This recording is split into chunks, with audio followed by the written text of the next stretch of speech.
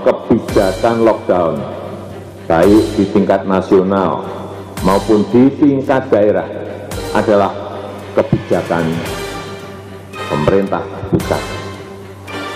Kebijakan ini tidak boleh diambil oleh pemerintah daerah. Dan sampai saat ini tidak ada kita berpikiran ke arah kebijakan lockdown.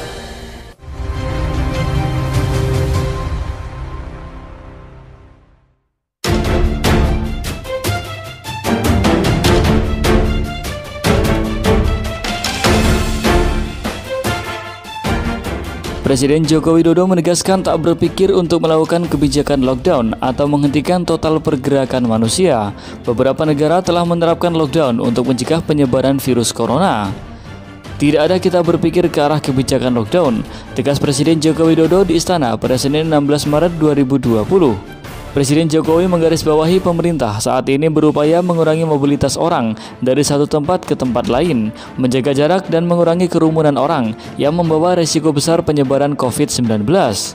Anggota Dewan Penasihat Himpunan Penyewa Pusat Perbelanjaan Indonesia, Tutum Rahanta, mengatakan lockdown tak bisa dijadikan pilihan begitu saja, karena harus mempertimbangkan solusi dari dampaknya.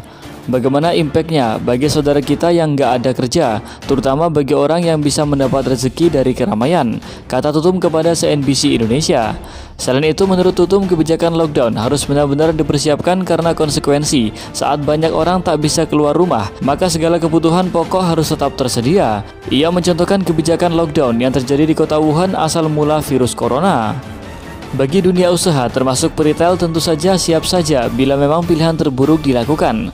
Tentu dengan syarat sistem logistik dan arus barang masih bisa beroperasi meski ada kebijakan lockdown.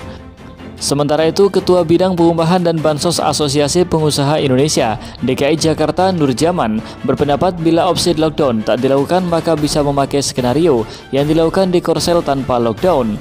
Sarana pemeriksaan corona atau tes pack harus sudah disiapkan, sehingga orang sudah tahu apakah mereka terjangkit corona atau tidak.